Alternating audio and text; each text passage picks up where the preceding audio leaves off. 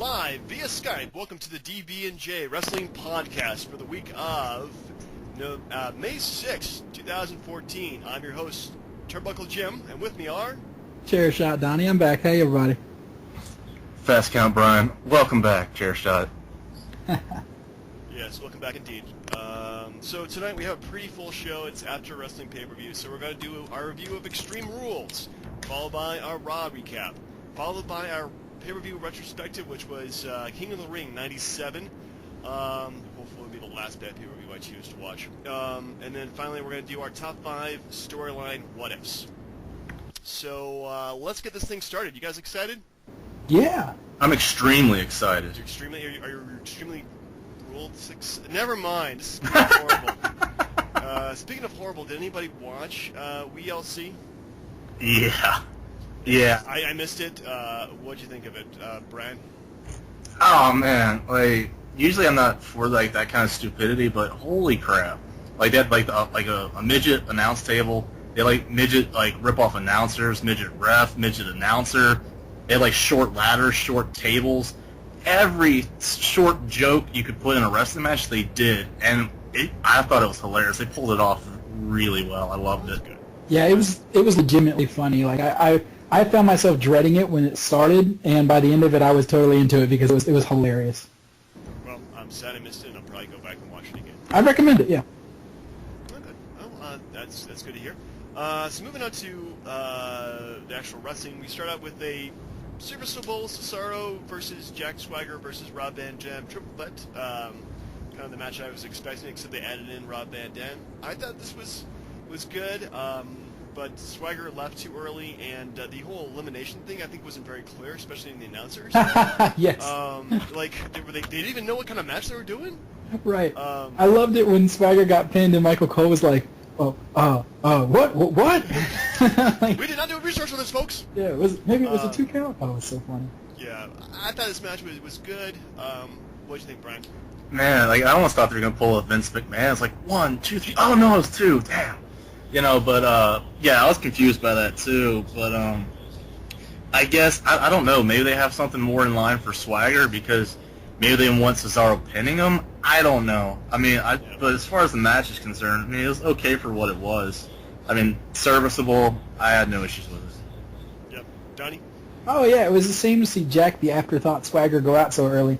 It was it should have been just RVD versus Cesaro. The only reason that Swagger was in the match is because of that whole breakup of things, and he was barely in the match.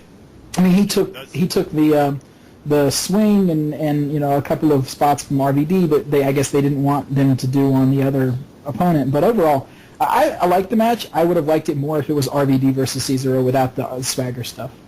Agreed. Anyway, moving on, we have another match I kind of skipped to. This one, a break match here.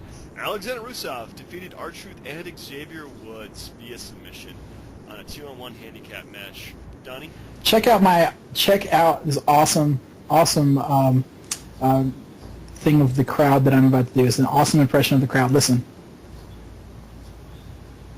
And there it was. Funny, I couldn't hear anything. Yeah, neither could I when Rusev was fighting. He's just, I don't think it's working. I like the gimmick, the 80s style. I mean, that's totally an 80s style gimmick he's got going on, but So it just is not working for me. And poor R-Truth and Xavier Woods. yeah, poor guys. So it really is Alexander Rusev going to have to like beat up every single black man in the company? Is that what his whole gimmick is? You got to ask Vince about that. I don't know, because like he took on like Kofi Kingston the next day. It's just like, come on, like, get him with some white boys and fight him. Come on, it's just ridiculous. I don't even know what that means. Right. Maybe Donald Sterling's got some WWE stock. You don't know. Oh. Sorry to Vince. Yeah.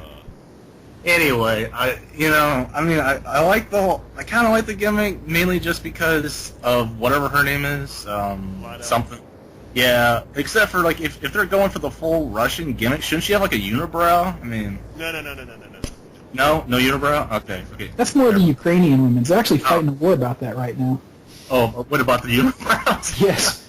How dare you? That's our style. No. Yeah.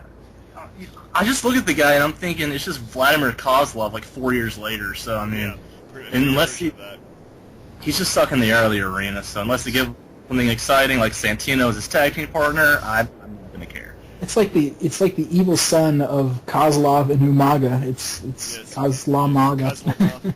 Yeah, I think probably the best thing to do. Well, we'll get to that in a moment. Actually, I think the best thing is gonna be for him. Moving on. So we have Bad News Barrett defeating Big E for the Intercontinental Championship. This is Intercontinental Breakfast. That'd be hilarious. I thought this was a pretty good match. I'm loving the whole Bad News Barrett thing. He's owning the gimmick, and it's working great. Brian, what'd you think? It's gonna sound cheesy, but like, so if it's like a continental breakfast match, could you have like Eggs Benedict as his finisher?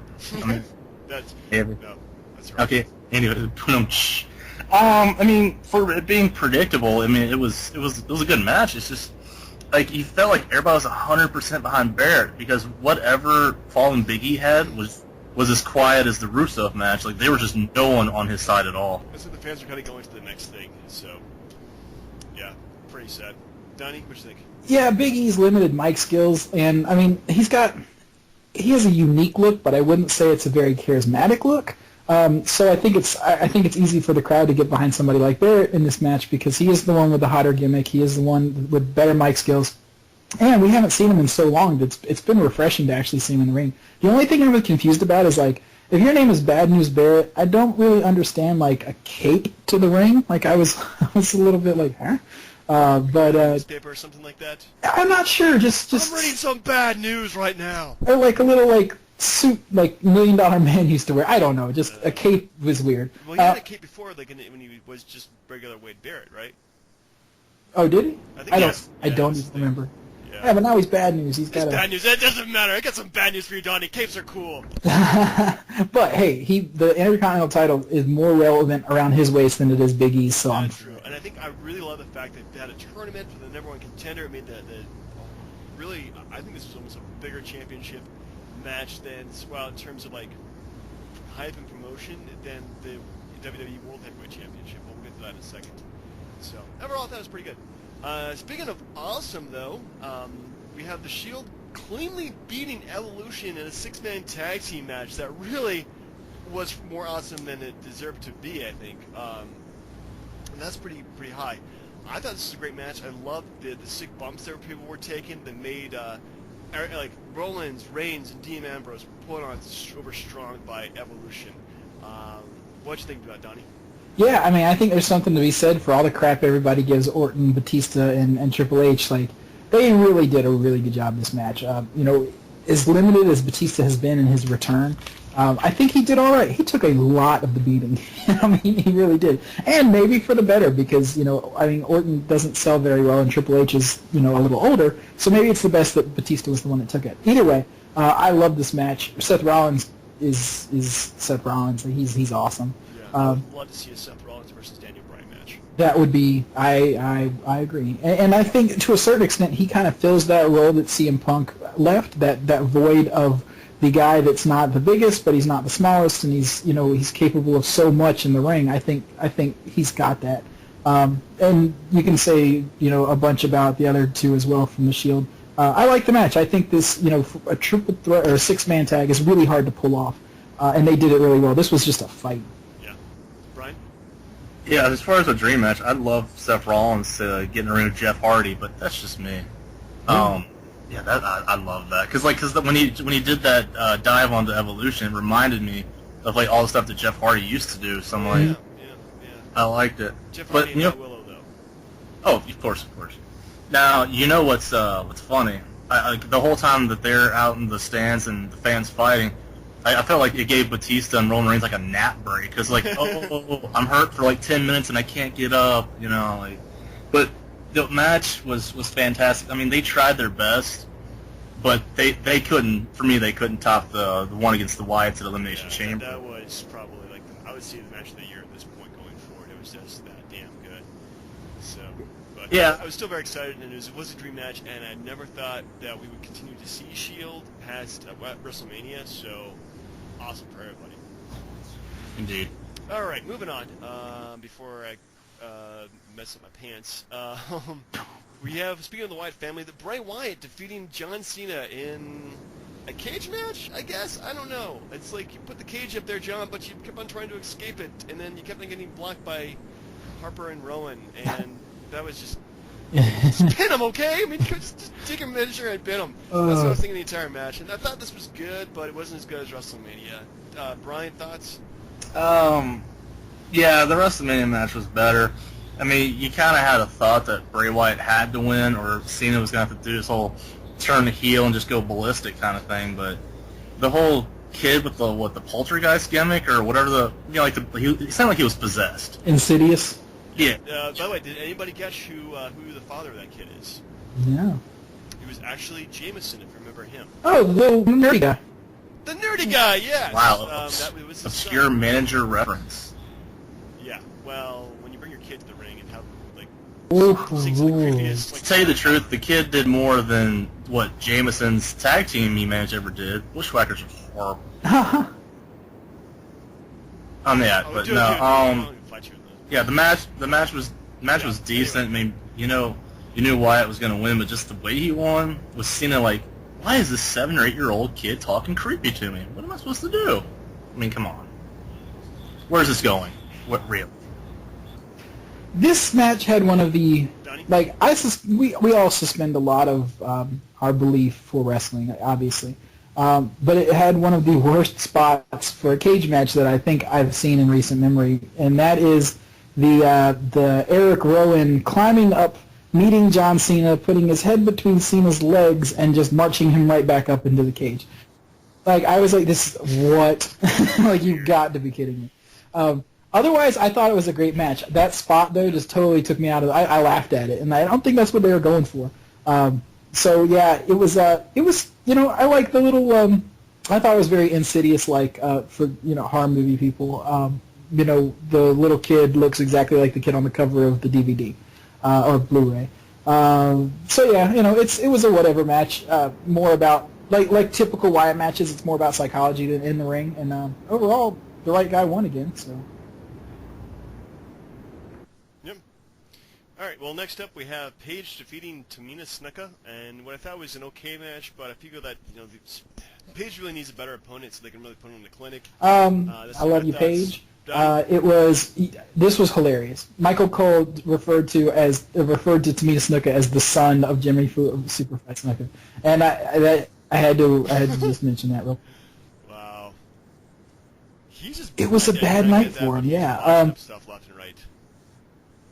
It was like yes. The backstabber, like the backbreaker.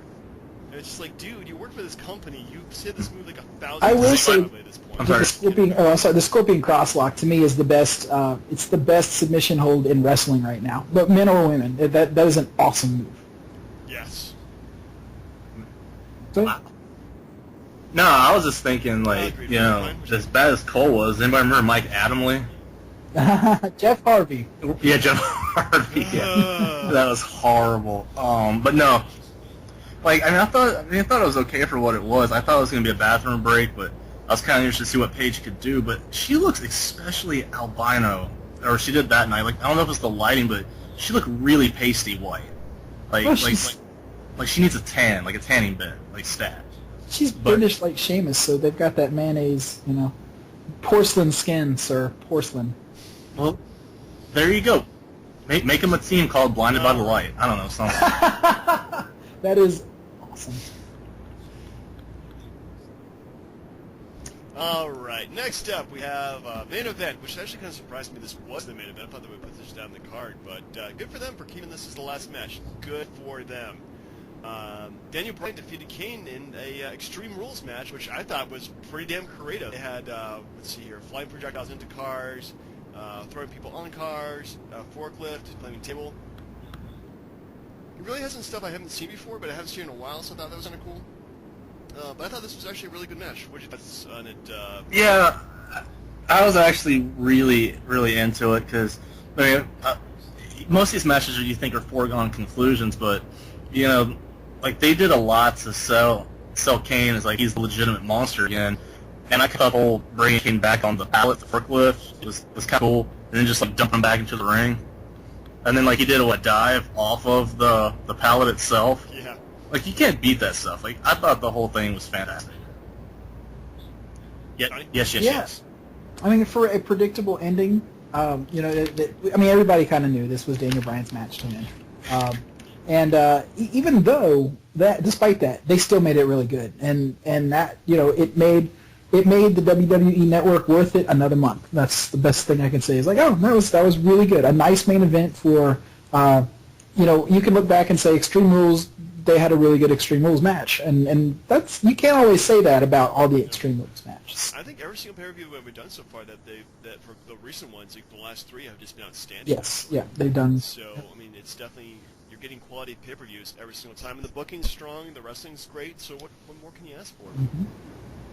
So overall, I would actually give this pay-per-view an A. I think it was just that solid. It was a good follow-up to WrestleMania. What do you think, Donnie? Yeah, I would give it like a B plus. I'll go optimist, B plus. It just seemed like it was missing something, and I don't know which. Maybe it was a good tag team match or something. But well, there was a good tag team match between. Well, I mean the 3-on-3. But the Usos, I don't know. It was just missing something, and I'm not sure what it was. But B plus. It was a really good show. I would recommend it if you haven't seen it to look it up, because it was worth watching, definitely. Right. I'll tell you, I know exactly what was missing. War Games. Yes. Well, I think they're going to save War Games. I really wish they would save it. Yeah, like the Wyatts, Evolution, and the Shield, all in like a double cage match. I mean, just saying, it'd be fantastic. Write that down, Vince. I know you're listening. I give it an A. I liked it. It was really good.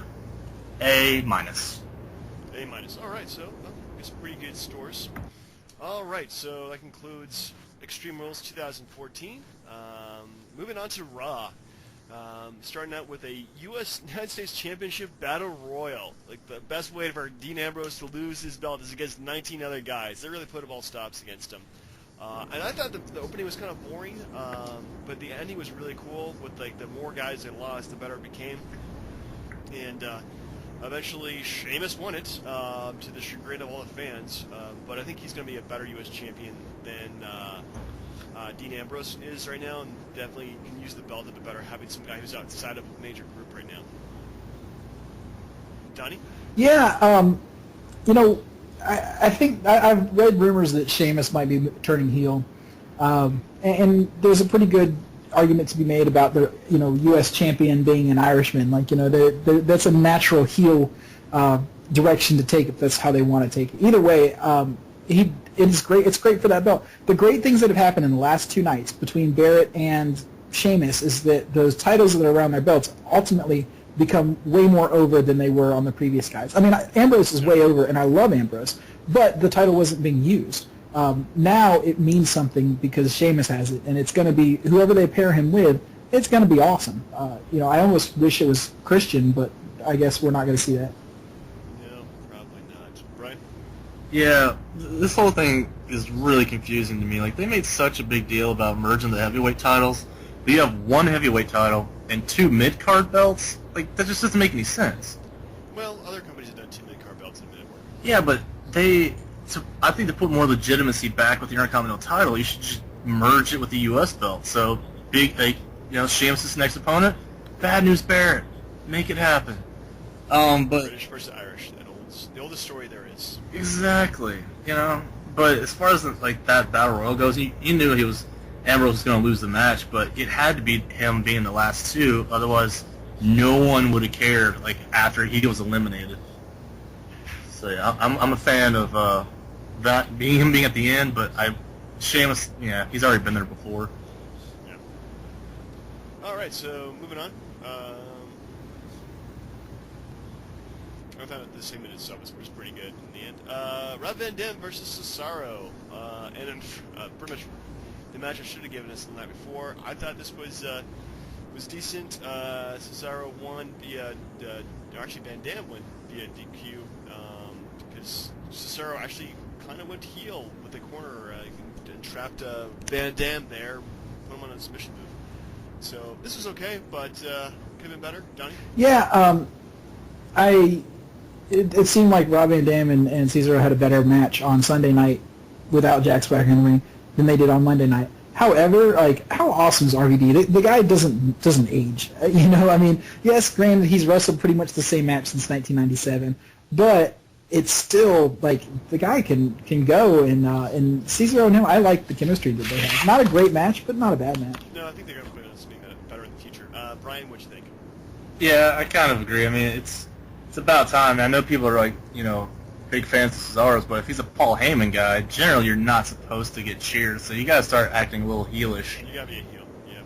To get those reactions. All right, so next up we have a long Bray Wyatt segment, which was just him talking about some really crazy stuff. I could probably watch this for hours. Speaking of crazy, Brian, your thoughts? I have to say that every time this guy talks, I am hooked. I'm not necessarily a big fan of heights, so I can't really follow the buzzards, but I will tell you that I think he's by far and away like their most talented guy on the mic right now, and I love everything he does. Yeah. Donnie? Yeah, I agree. I mean, it's every time he's on TV, like it's like, okay, everything quiet down, like don't even look at the phone because this guy holds your attention. And that's rare, man. I was actually wondering, like, what is the longevity of this character? How far can they take this, and how long can they take it? And I don't know, but I'll be along for the ride because as of yet, it's still fresh. Yeah, I agree too. And yeah, I think everything with Wyatt so far has been almost pretty much perfect. The way they brought him in, and the way they've been pushing him, and making him look very strong. So, yeah, I think pretty much. I don't know. The sky's the limit for this guy. He probably I can easily see this guy being champion easily down the line. You don't think Like, so, Brian? No, because it seems just like the Undertaker was at the beginning of his career, like just like some supernatural kind of, not just like obviously like a zombie type guy, but sort of like way out there to where like you need to give him a little more substance before you put a title belt on him. Well, I think that's down the line. I don't think it's going to happen like right now, but Yeah. I think it's definitely going Yeah. to be happening. All right, so next up we have Cody Rhodes versus Ryback. Ryback winning versus pinfall. I kind of skipped this match. Donnie? Yeah, actually, I kind of skipped it too. It's like watching a Divas match. But Ryback actually won. Holy cow! Yeah. And that was in and of itself noteworthy, I suppose. But yeah, it was kind of a throwaway match, and it's a shame because Cody Rhodes deserved more than this. Yeah. Ryan? I mean, isn't it just leading up to more of him breaking away from Goldust, that kind of thing? Because otherwise, why else would you let Ryback win a match? I mean, Why? I can't remember the last time he's actually won a match on his own. Anybody else? I can't think of it. Yeah. Anyway, moving on. We had the Cinco de Mayo celebration by... let's just skip that. That just sucks. Kofi Kingston versus Alexander Rusev. We already talked about that, so I think Rusev would be a good opponent for Sheamus, actually. I think they can probably put some good matches together, because both pretty big, tough guys, and you can see Sheamus actually giving Rusev a run for his money, so... I like that idea, James. I really like that idea. Next up, we have Daniel Bryan versus Alberto Del Rio. I thought this was pretty good.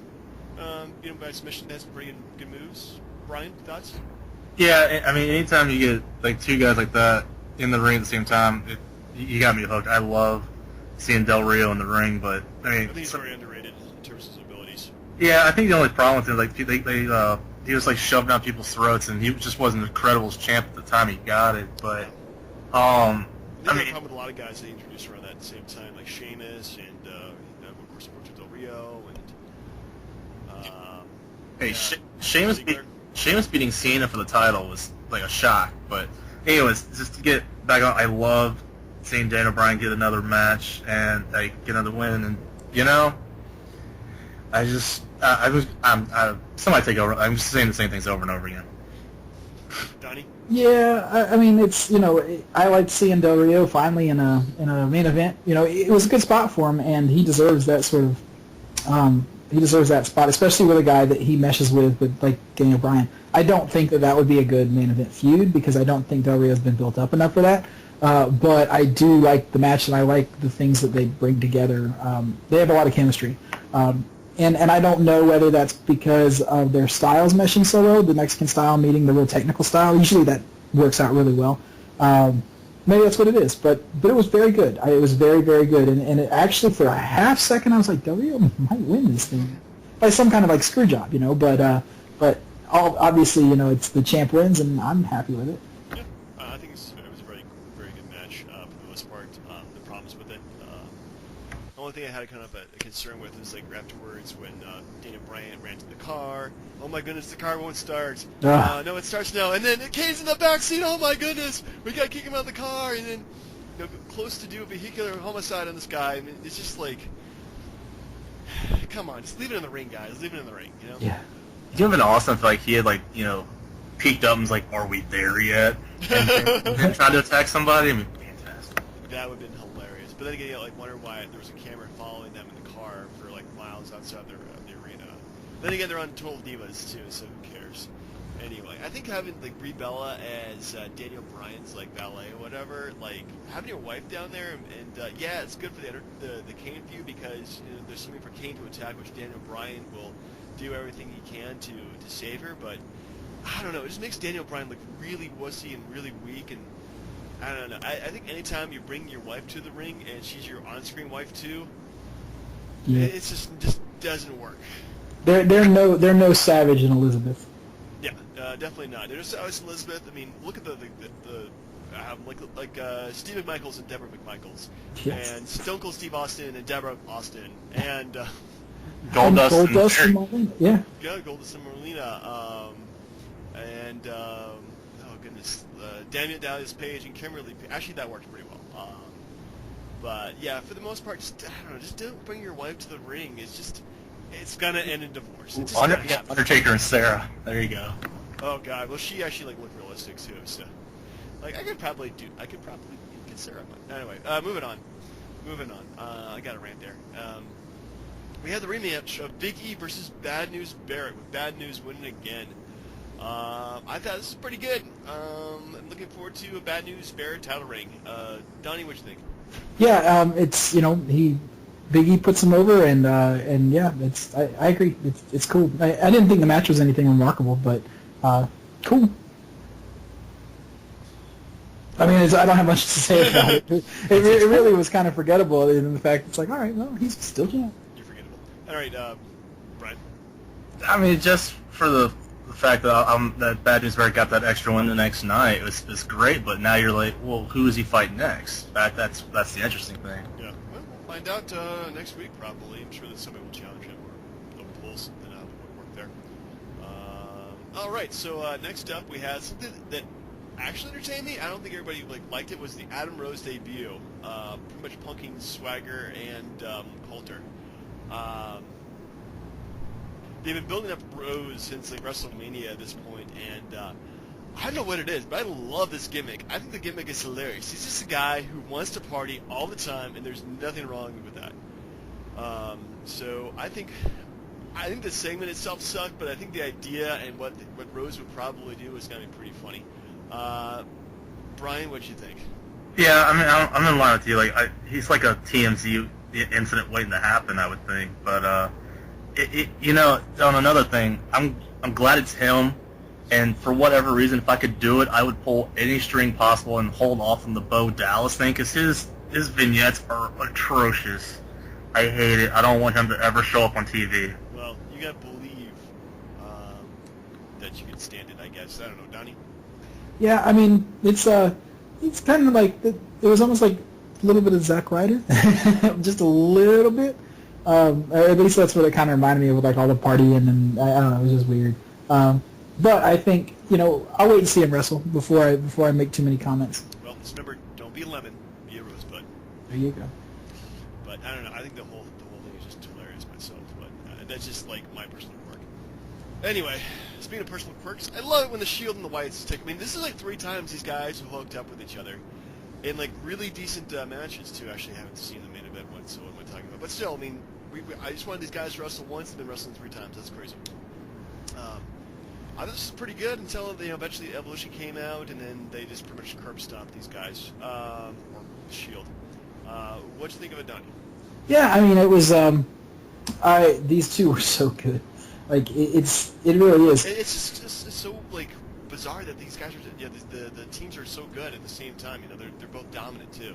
Well, and one of the things that I kind of see it as, most of these guys came up through the Indies together, even Luke Harper and Eric Rowan. Yeah. And I think that kind of helps because they know each other already, and they've had a lot of matches with each other, even if not, so when they do actually get together, it shows that these guys have really good chemistry, and the psychology behind Ambrose especially and Bray Wyatt especially, really stands out because those two, that's really what they do the best. And then you have just the raw physical nature of the other four guys. It's just, man, it's a perfect blend. You realize, and all these guys were from NXT too. It just shows how awesome NXT has been for bringing up new talent, which I think is a great thing. Brian, what do you think? Yeah, you make a really good point. I hate to reminisce, but you remember how awful the WCW power plant was? Like, what did we ever get out of that? But Goldberg and that Big Show. That Sergeant Parker guy or whatever his name was. Big Show was a guy, wasn't he? Was he a power plant guy? I can't remember. Maybe Dallas Page, but maybe he went back to the power plant because he was so bad. Yeah, well, it just kind of shows you, like, you're really only as good as your farm system is, and WWE and WWF, for whatever reason, they've always had a good farm system, I think. So when they've been successful, they've always been able to pick out the next stars and go with them. So, which is something that WCW didn't have, and that has ruined one of the causes why WCW failed. Yeah, well, I mean, yeah. See, going back to this thing, like, you knew that there was no way after being Evolution they were just gonna, get away and have a clean victory or anything like that. So while it was a fantastic match, you knew Evolution was gonna come out there and, like you said, curb stomp the guys. And I mean, they put the point home, like, it's far from over last night. To them, it's a fluke, and there's gonna be more matches one way or the other.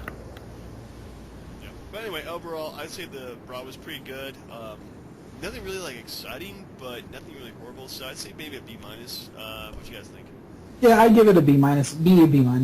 It was it held my attention, and I really didn't get up that much to really ignore it. So yeah, it was good.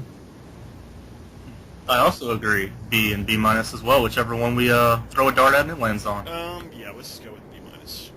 So that concludes Raw. I'm do look forward to seeing what they're going to do next week and actually get some real stories. So our retrospective pay-per-view, going back to the Attitude Era, is probably the worst, the last I think crappy pay-per-view of that era. I think. Could be wrong. It's been a while since I've seen any of these pay-per-views, if any of them. But we start out King of the Ring match with Hunter Hearst Helmsley defeated Ahmed Johnson, and what I thought was okay, but not great.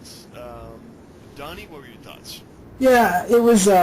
This time period, I'm so split on it because there was a lot of talent and then there was a lot of not good talent. You know what I mean? There was a lot of. I mean, it was such a big. There was no middle class. Let's say that. Yeah. So you were either great or at the time you just kind of sucked. And Ahmed Johnson by this point is just he was not good.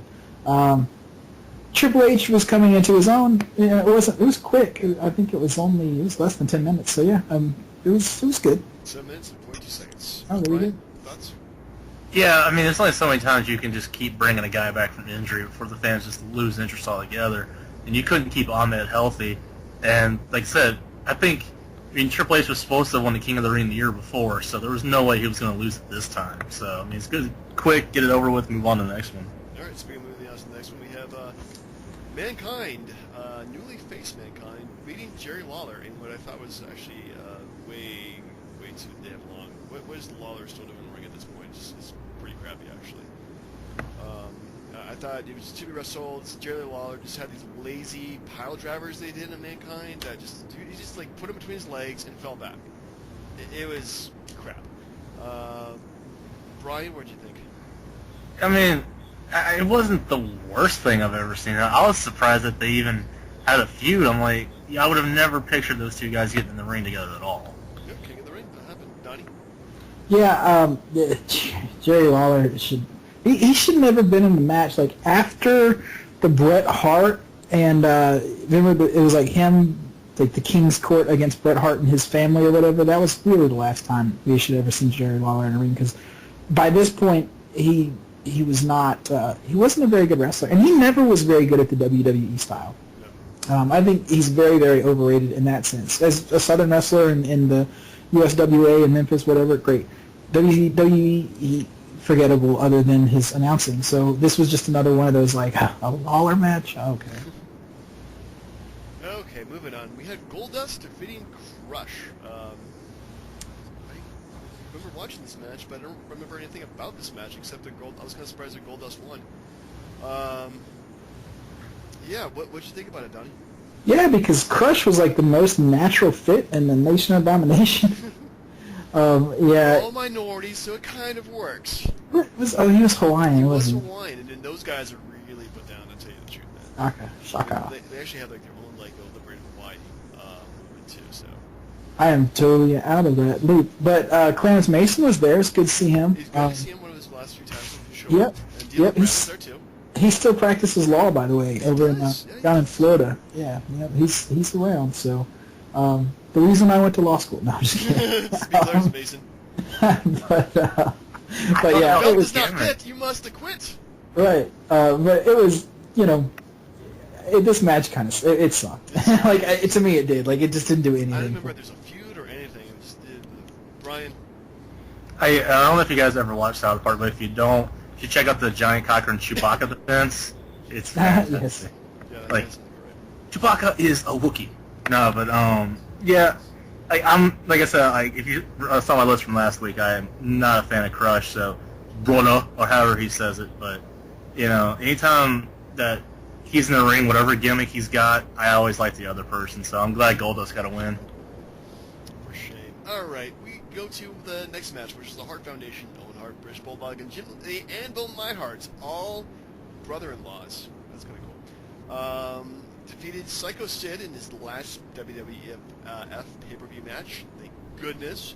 And the Legion of Doom, of course, Hulk and Animal. This match lasted about 13 minutes and 37 seconds, and I thought for the most part this was okay, but I don't know. Just something that didn't click in this match at all. They didn't feel like there's something just didn't feel right. What'd you think, Ryan? Well, I mean, for me, like, there's so many bigs in the match, and no offense to LOD, but they weren't exactly in the prime of their careers at this point. So it was just like a lot of stiffs and Owen Hart. Yeah. So you pretty much had Owen Hart trying to carry the whole thing, and you can only go for so long trying to carry Sid and LOD. Donnie? Yeah, this was the point in their career, sadly, that the British Bulldog was way past his prime. He was more roided up than he was, still a functional wrestler. Jim Neidhart had a lot of issues outside of the ring. He still does, and he was never very good in the ring. I do not like Jim Neidhart. So him and Psycho Sid were like, oh my gosh, they're going to be in the ring at the same time. Like, we just got right. And then Hawk, had his demons. So really, the only guys that were clear-headed in the ring that I know of were Owen Hart and Animal. Which doesn't exactly bode well for a successful match. So it was 13 minutes long, like he said, and I think it probably could have gone half that and been better. But they weren't the real Hart Foundation. No, definitely not. I miss the original Hart Foundation. Just Brett and anyway, so finalizing the King of the Ring tournament, we have Hunter Hearst Helmsley defeating Mankind, which I actually thought was match of the night. I thought both of them were pretty much. Mankind's just at the peak of his career, and Triple H was getting there, so they put him in one heck of a match. He had China there interfering with the whole thing, and Mankind was suddenly becoming the face, and Hunter Hearst Helmsley was the heel. So I thought it was pretty good, and the fact that Triple H, Hunter Hearst Helmsley, what do we call him at this point? Hunter Hearst Helmsley, Hunter? I don't know. Anyway, so he won it, and I think it's probably well-deserved. I think at this point is where his career started to take off, because DX is only a few months away. Brian, what's your thoughts? Yeah, it was good in that aspect, because you look at Mankind, and he was getting that push to become the singles guy, and their match at SummerSlam was fantastic, and then the whole Cactus Jack coming back on Raw to fight Hunter was out of this world. So this was the beginning of that feud, and like I said, he was supposed to have won it the year before, but that whole kayfabe in the ring, and they gave it to Austin. So unless Hunter had gone out and slept with Stephanie in '97, he wasn't going to lose his job or the King of the Ring. Donnie? Yeah, as far as I know, Savage was still tapping that back then. Yeah. So, anyways, this was like the beginning. That's what I was thinking when the match ended. Was this is the beginning of him being the King of Kings? You know, like this is where it all kind of goes back to is that first King of the Ring title that he won and being able to pronounce himself as the King of Wrestling, the ring. That's dumb. But yeah, that was what it was. It was a long match, and but it was good. It was good for a long match. Almost 20 minutes. Yeah, that was a very long match, but still definitely worth it though. Triple H and Mankind Foley have great chemistry in the ring. I love watching those two guys fight. Yep. They couldn't be more different in their whole body styles and approaches, but it works. Yeah, Mankind is pretty doughy, while Triple H is pretty, just chiseled. Yeah. Kind of more chiseled. Like the older he gets, like the more buff he gets too. It's like bizarre. It's like he's taking something. He's on the Vince McMahon workout schedule. All right, so next up we have Shawn Michaels and Stone Cold Steve Austin, who are tag team champions at this point. I think that didn't last very long. Fought to a double disqualification because they just kept on knocking out refs, and so Earl Hebner was like, "No, you can't do that," and ended the match. This whole thing it felt like they're trying to push both these guys to hate each other or have some kind of animosity or be respectful to each other, but it just falls flat, if you ask me. Gandhi, what's your thoughts on that? Yeah, I think Michaels had a lot of demons at this time as well. This was not long before I guess he got into DX and then he was gone after that. So it was weird for somebody that I love like Stone Cold and somebody that I love like Shawn Michaels to really not have as much chemistry in the ring as you would think. Yeah, it was kind of surprising. Well, they really haven't wrestled that much in pay-per-view, and this was like I think their last time on pay-per-view until WrestleMania 14. So. Yeah, yep. But it was, I actually didn't really care. I mean, I give the match like a B-. Like it was all right. Yeah. It was, It was good. The crowd was into it, but the story behind it just like it didn't feel right at all. Yeah. Brian. I mean, you mean the whole the Hart Foundation wanted them to beat each other up, so they beat each other up? I mean, if they were really trying to take it to the Hart Foundation, you could do the finger poke of doom. But I mean, for what it was, I thought they were doing their. I thought they did the best under the circumstances of a crappy angle to begin with. I thought maybe they were trying too hard. The whole Special Olympics kid, I don't even know if that was intentional or not. Like, did he go over the railing, or is that just like he was already standing there like, oh shit, this kid's out here, we need to get him out of here now? Like, I don't know. Do you? What the story on that is like it's got to be out there on the internet somewhere, but it's certainly one of the weirdest like. Oh, there's Shawn Michaels being like a hero, like a legitimate, like he didn't have a choice. What a weird, surreal moment. Yeah, and I thought that maybe Shawn was like trying to prove that he could put on a better match with Stone Cold than Bret Hart could, which did not happen, and not even close. But for what they tried to do, they did the best they could. I couldn't, snub my nose at it completely. All right, well, that brings us to our main event, which is The Undertaker. This WWF champion defeated Farouk with Fourth Destination domination, and I thought this was okay, but man, the whole Farouk does not deserve a title shot even at this point. They were just really giving shots to anybody, and the match itself wasn't that great. So it was all right. What do you think, Donnie?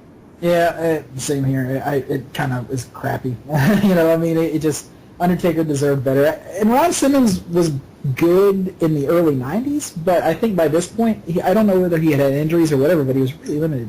And then, of course, at the end, we get our hero, Ahmed Johnson, coming out and hitting the Pearl River Plunge, which was just sort of, okay. So, I feel bad for Undertaker during this phase of his career because he really didn't have much to do, so they just kind of kept putting him with random people. I mean, he could only fight Vader so many times, so... Speaking of which, I think that's going to happen this week. Oh, okay. Brian. Yeah. To be fair, I thought it wasn't as bad as I originally thought it was going to be. I thought the best thing was before the match when Farouk said, "Don't worry about Paul Bear's blackmail. Worry about this blackmail." Like, I thought that was kind of clever, for what it was. It's funny because he's black. It's true. No, but I mean, it set the seeds for Kane's arrival because Paul Bearer was back, blackmailing Undertaker with the new, and set Kane on fire in the basement. Maybe, I don't know. I'm just assuming. I mean, I read the tabloids. Yeah. But I mean, the match could have been a hell of a lot better. I feel like they robbed the Undertaker of a really good title run because his best match was the match he lost with the Bret Hart SummerSlam. Yeah. It's kind of they're pretty much at a really murky point right now because they have a lot of up and comers, but they just can't push them to have the belts at this point. So it's the next, goodness, like Undertaker, then it's Bret, then Shawn, and like their title reigns are just so almost feel cursed to some degree, if you know what I mean. Mm-hmm. So when they put on Austin, it finally feels like really they're finally putting on a new guy because these guys have been champions before, and they're finally pushing somebody new, and everybody gets excited about that, and then it really kicks off the attitude era. So, all right, but overall, I give this pay-per-view a C-. Like, Donnie, Brian, would you guys have actually bought it back in the day? Nope. Nah, I would have bought another WCW pay-per-view where Hogan didn't, defend the belt. So. I mean, don't get me wrong. I'd have chipped in $5 at Sean Kelly's house, but otherwise, that's a private joke. That's where we used to watch wrestling at the over back in the day. James and I and a bunch of old people we went to high school with would all get together and throw in money in a pot and watch it at this guy named Sean Kelly's house, and that's pretty much the kind of pay-per-view that we'd see there. This was just a hard time in wrestling because it was so bipolar. It was either a C- show or it was an A+ show. Yeah, and this was just a stinker. This is just terrible stuff. So, anyway, hopefully next week, do you guys want to do Canadian Stampede? Oh yeah. Ooh. So I'm actually looking forward to that one because everybody says that was like one of the best pay-per-views in '97. So that's only 2 hours long, and maybe we'll survive it. All right, so moving on to our what if storylines. What if something happened during something? I don't know. I'm not a big what if kind of guy, but I did my best. But Brian, it was your idea, so why don't you start? Yeah, I mean, I know it wasn't exactly the most popular list, but I figured there's a lot of things that happened one way or the other that maybe we weren't a fan of. I mean, and if you could change it, why not? And I guess there's no real particular order as far as like what I thought was more important than the other. So, first one I was going to give you is like WrestleMania 10. Like I know that they had the 2 title matches. There was like Luger against Yokozuna, and then Yokozuna fought Bret Hart. But for me, considering how over Lex Luger was, he should have beat Yokozuna. And even if Bret Hart was going to win the title at the end of the night and feud with Owen, they should have had Luger clash with Bret Hart, and it would have been a way better main event. Because Luger losing that match the way he did killed his momentum, and then like no one cared about him for the rest of the time he was there, and he was happy to go out the door. Yeah, well, that's an interesting way of looking at it. I actually gotta agree with that. I think Luger's momentum pretty much died at that point. Yeah, the Lex Express was out of gas. It's making me red, white, and blue thinking about that. God. All right, enough puns. Donnie, what was your number 5? My number 5 was WWECW. Bringing ECW back was controversial at the time. In retrospect, I didn't hate it, but I think that there were things that they could have done that would have been better. It was nice to have a platform for somebody like Mark Henry, but there was too many, like Big Show was involved, and it should have been lightweights and more extreme type guys. It should have been like ECW. They should have made more of an effort to have more extreme matches and more raw wrestling types. It really led to, I think the best thing about ECW at the time was, for the very short period of time, Chris Benoit was there, and as well as John Morrison. I thought those guys would have been perfect for that mold. And they didn't really do that. It eventually became like the Bobby Lashley show, and then Big Show, and then Vince won it, and it turned to crap really fast. I would have booked it differently. I would have signed some old ECW guys, maybe put like a Justin Credible or somebody in there, and maybe not him, but you know what I mean. Like it would have been more. It would have been more of a its own thing than just a C show. Yeah. All right. Well, so my number 5, I guess, really is a storyline thing, but more of like an overall feel of a character. Back in 2005, WrestleMania. Oh goodness, what are we up to? Like WrestleMania 21. John Cena won the title from Bradshaw, JBL, and they totally changed his character. Like, they changed his theme music, they changed his economics. You know, everything we loved about the character and put him over was changed, and it became this like Super Cena character. And I just wish they would do something. They kept the original attitude of him and the original fugginess about him too. That's what everybody loved, and that's the reason why half the WWE's fans have turned on him, because he just became kind of such a sellout in that character. Wow! I didn't expect you to go anti-Cena route with that. Took all them. You took it away from me. No, that's fine. Yeah, I agree with you. I felt like they rushed him a little too soon on that one, to be honest. And by the way, Donnie, I like your idea, because I think Justin Credible, is working on an Olive Garden, so any type of job for him is better than no job at all. Another one is, it was last year, but I kind of felt like CM Punk should have been in the main event with Cena and The Rock for the title. Yeah. Because he had the belt for so long, and he had lost to The Rock at the Rumble. Fine, so be it, but the way he had carried the company for that long, he should have been in that match, because it would have been a really good dynamic. Because, I know it sounds like that isn't fair to fans, but you say once in a lifetime, and you make a DD that says once in a lifetime, maybe you should actually stick to it and make it once in a lifetime, and just made it a triple threat match. Cena could have still won, but they should have had Punk in there to just make it a little more interesting. Yeah, that is a very good point, and I think, well, I won't say too much, because I'll talk more about that in a minute. So Donnie, you're number 4. My number 4 actually is not the one we just kind of touched on, but it's actually a different one. It's the Ultimate Warrior's WCW run. This was just mishandled from the beginning, and there was potential here for something huge and something awesome. But you have to leave out the Disciple and the Horace Hogan and all these D-level players that are being surrounded in this huge. This should have been something much bigger. The One Warrior Nation being the absolute antithesis of the NWO, even in spelling, it just could have become the thing that ultimately destroys the NWO. The whole thing is you would have to have Warrior lead a team and not just do it by himself. You would also have to have Warrior tone it down, because he was out of his mind on those promos, God rest his soul. And then that final match at Halloween Havoc should have never taken place, because it should have never gone that far. It should have been a team match and not a one-on-one encounter. They didn't need to do that, because neither of them belonged in a wrestling ring at the time. So would I have done differently? I would have still brought Warrior in, because I thought it was a great idea to bring him in. But they dropped the ball with bad booking, and it was just awful. Yeah. See, I thought you were going to say maybe if they had given Hogan better flash paper, it wouldn't have been so bad. Yes. God. Oh man. Okay, well, my number 4 was actually the Undertaker streak ends with the second meeting with Shawn Michaels at WrestleMania. Undertaker actually drops the streak, which should have died around this same time.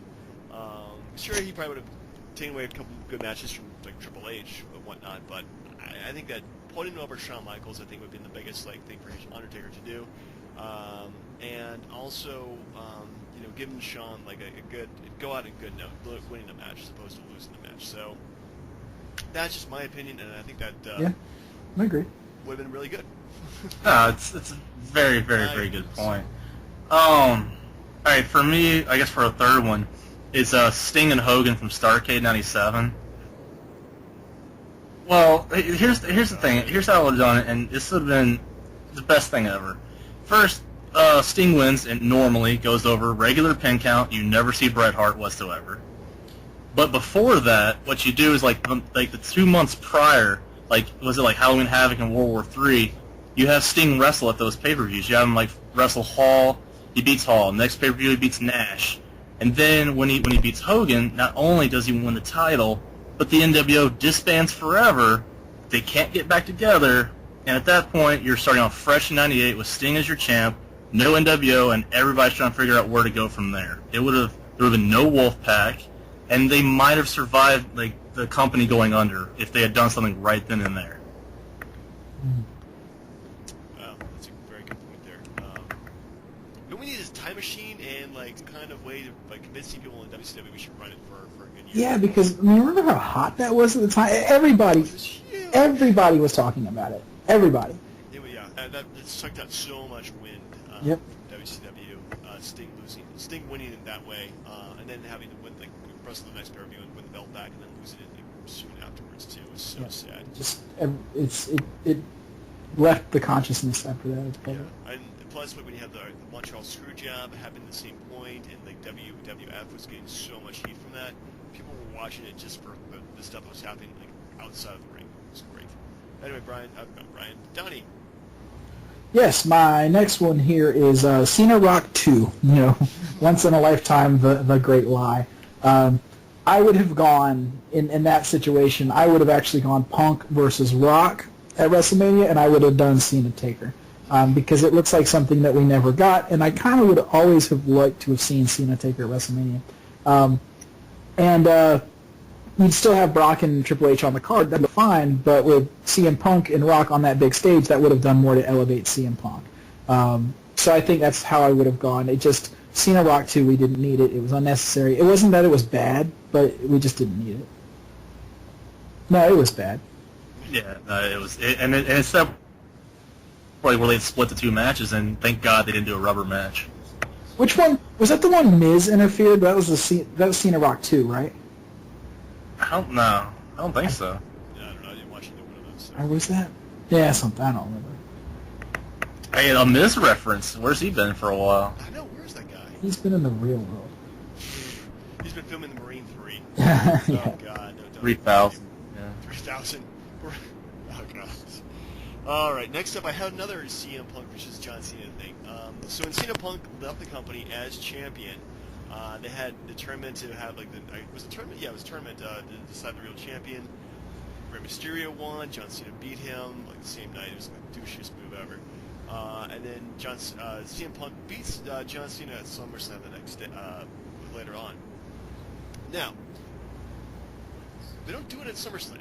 CM Punk stays, his real champion, and through like social media or regular media, he just taunts WWF, or WWE, for months and months and months, and it just puts him over as being the real champion. Being one time, John Cena is still like their champion, and finally they meet together at WrestleMania for the belts. Screw the guy who won the Royal Rumble. He can go fight the world champion or whatever at that point. But I think that they have longer build-up for that, and made it such a big social media thing, it would have gotten a lot more interest. I agree. Yeah. Yeah, that's actually a really, really good point. They kind of rushed Punk back like 2 weeks later, and you're like, oh look, they both have belts. Yay! Who didn't see that coming? I never saw Alberto Del Rio coming. Yeah, but then your idea would have worked so well because it would have saved Punk from having to lose to Triple H's ego at Night of Champions. And thank God for that. No, the next one for me is, I mean, it's a little obvious, but it's Survivor Series 97, and maybe, I mean, there's two ways you could go with it. Personally, for me, I would have found a way to restructure Brett's deal, keep him around, and then he would eventually turn into The Undertaker where he wrestled like once or twice a year. But, screwing him over the way he did just didn't seem necessary. I mean, it spun the Attitude Era, and that was like the single-handed moment where everything took off. But, I mean, who's to say the company still wouldn't have been good if they had just let Brett win the way he wanted and leave the next night? I mean, I can't say for sure that the Attitude Era still wouldn't have happened with Austin beating Shawn Michaels. So, to me, screwing Brett it's the most talked about thing even today, even though they buried the hatchet. but I would have just let Brett win and just call it a day and let him like hand over the belt or whatever you want to do. But just the screw job didn't seem necessary. Indeed. Donnie? Yeah. I mean, I agree with that. I guess we're number 2 now. I went with the streak ending, not the Undertaker streak. Let's not get ahead of ourselves. Goldberg streak ending. A cattle prod to Kevin Nash that mind-numbingly stupid. It should have been a younger guy. The best way I can describe how that streak should have ended was in the early 90s when Razor Ramon was upset by the 1-2-3 kid. Nobody saw it coming. It took nowhere. All of a sudden, this nobody beats one of the biggest names in the business at the time. Now, obviously, with Goldberg, you couldn't have done it with a complete nobody, but there were tons of guys on the roster that could have had a major rub from that needed it way more than Kevin Nash and his cattle prod. And I'm talking guys like Chris Jericho would have been a perfect candidate. Even some like the Flock, like have Raven do it, because all of a sudden then that would make Raven a huge threat and another faction being at the top of the food chain. Obviously, the bookers at the time, as brilliant as they were, didn't have that much foresight. So the streak that lasted an entire summer, if not longer, came to an unceremonious end, and just like we saw with the Sting match, like nobody really even talked about it or cared after that. Yeah, that's a good point. So my one's also another WCW blast of the past, and how to end it at the NWO, and I think the real momentum for them that just died in '98. So I think that if they really should have done either in Starrcade or in War Games, some kind of team match, NWO Wolfpack versus NWO Black and White or whatever, 4 versus 4, 5 versus 5. It doesn't matter. Just bring in every single guy you can and just have a one big last war, and then from the dust, pretty much they just disband the NWO at that point. Like have like Sting to be like the sole winner, and just like, okay, the NWO, it's done. Let's move on. And they really needed to move on from that whole storyline. Like they really needed to give it an ending at some point. That never did. I like it. And Donnie, to your point, I'm thinking like the equivalent of 1-2-3 Kid would have been like, I don't know, Billy Kidman. That would have been fantastic. Alex Wright. Oh God, no. Yeah, and Alex Disco Inferno. Oh no. I love Big Papa In fact, that's before he turned to Big Papa Pump. He was Yes, right. the roided out Steiner brother. Papa Pump. At least it was. Yeah. It's finer than Scott Steiner. I would have rather been Scott than wear that stupid thing that Rick had. He looked ridiculous. Tall face. That's all right. Yeah. Anyway, so my last one, again, not necessarily an angle, but what I would have done is I knew when WCW was up for sale, I know that Bischoff had a group that was supposed to try to have bought it, and I think almost bought it before they pulled the rug out from underneath them and gave it to Vince for, like, chump change. I mean, literally chump change. I mean, in their eyes, at least. So, for me, I would have had Bischoff's group buy WCW, and they still would have had the contracts, the TV tapings, all of that. They may not have had TNT or TBS, but you know what they had? They could have gone to the USA Network, because Raw had jumped over to TNN or Spike TV at that point. So USA could have given Vince the old screw you, put WCW on their network, and who knows how long that would have lasted. So, like, they could still be going today. Like, that's just something that I thought would have been a fantastic thing to happen.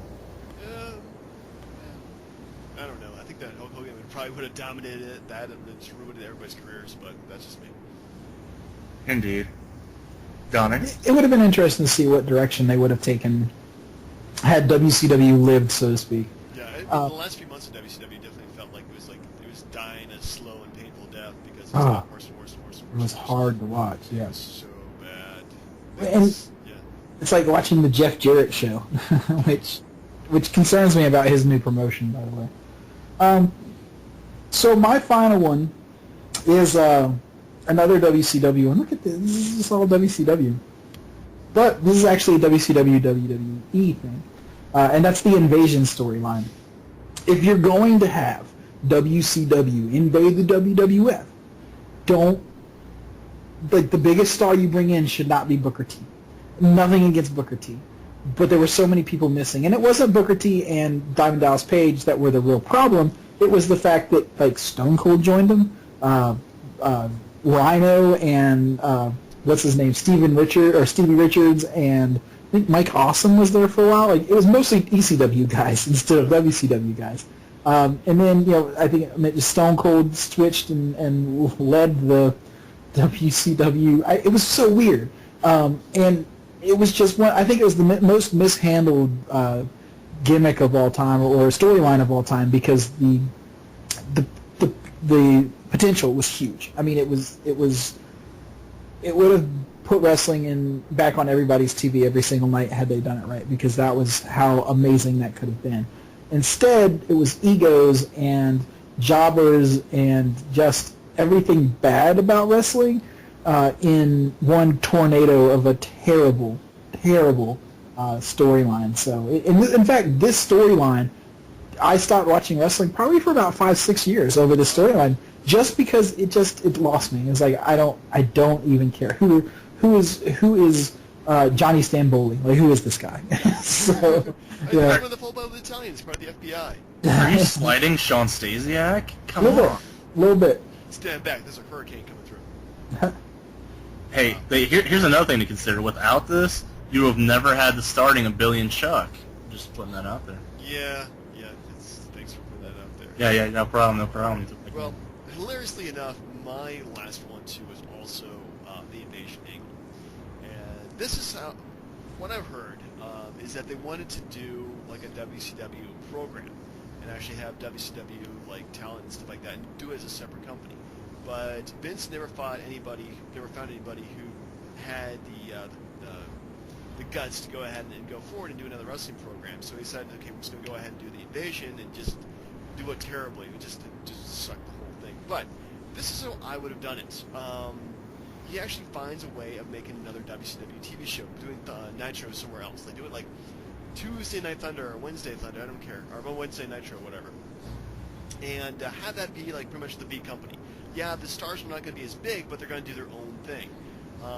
And you also have the rights to ECW and do another ECW program also, either on Spike or some other network too, and have that be like kind of the what NXT is today, the farm team. You put in new wrestlers and you try them out and you make it a bit more wild and crazier. And then instead of having like in real life having people jump companies and jump ships, you could do that between the different companies. Something they kind of try to do a SmackDown and Raw later on, but actually make it a bit more meaningful, because it's not just on the same promotion. It's a different promotion. So and so's leaving this, or so and so shows up in one promotion, or like Sting shows up and he gets in a fight with Booker T, and now they have a feud now that goes between the promotions, and you can do champion versus champion. So I think that would be an even better idea of what they did with the Invasion. It's made everybody in WCW look terrible. See, you could have done a WCW Saturday Night. The mothership. I'm gonna punch both of you guys through Skype. Where's the punch button? Can I get some more Dusty? Oh, I like that. It's fantastic. Yeah, actually, I posted on the YouTube channel. There is a hilarious Dean Ambrose impersonation of Dusty Rhodes for the Shockmaster gimmick. It is hilarious. Dean Ambrose doing Dusty Rhodes. He's perfect. He's better than what anybody else can do as Dusty Rhodes. He's phenomenal. I'd say the man's got class and talent, if you will. No, but like the real story behind the whole thing, I don't know if you guys were tracking it, but they had a WCW title match at main event in Raw. It was like Booker T and Buff Bagwell, and it stunk the joint out. Apparently it pissed Vince off so much that he scrapped any idea of a WCW program because of Booker T and Buff Bagwell. So thank you, Buff Bagwell. You crapped on that idea. I think I found the audio here of Dean Ambrose about the Shockmaster. Shockmaster, you go 400 pounds minute shocking all. You're gonna slam through the wall. Boom! Buck flying. You're gonna go right in your face. Everybody's gonna laugh their ass off. For 50 years, we're gonna play this clip. Yeah, that was actually Dean Ambrose. That is. If you will. That is hilarious. That was great. Yeah. I'm gonna polka dot myself to the paycheck line. Come here, Sapphire. Come here, Sapphire. Oh. Dusty Rhodes is the mascot of our. Yeah. Okay. Super quick. Because I don't know if you guys remember the angle where $1 Million Man bought Sapphire from Dusty Rhodes.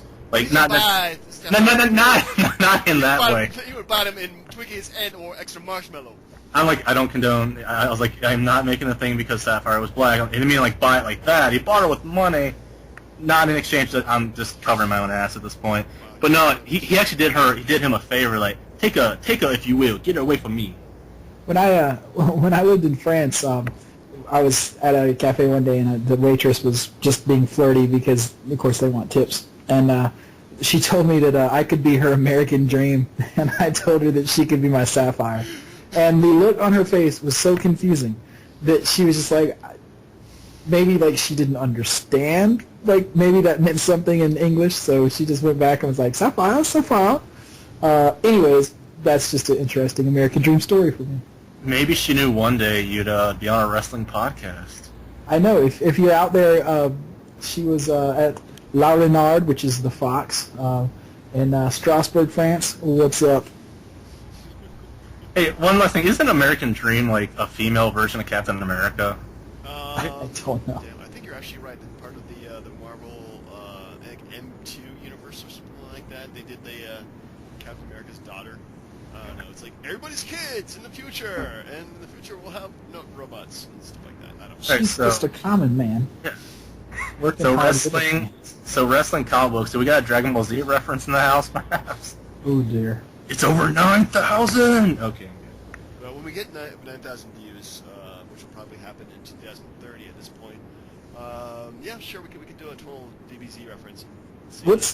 What's our view record, by the way? We are up to, between all the podcasts we have done, 317. Nice. So did you added it up, all the episodes combined to be Well, 316? it shows you that on YouTube, so that way we get to know how many. And, What are our iTunes downloads looking like? I have no idea. I think somebody's putting up there, and shout out to our boy Travis Lesher for Yeah. doing that. Yeah, anonymous general manager Travis.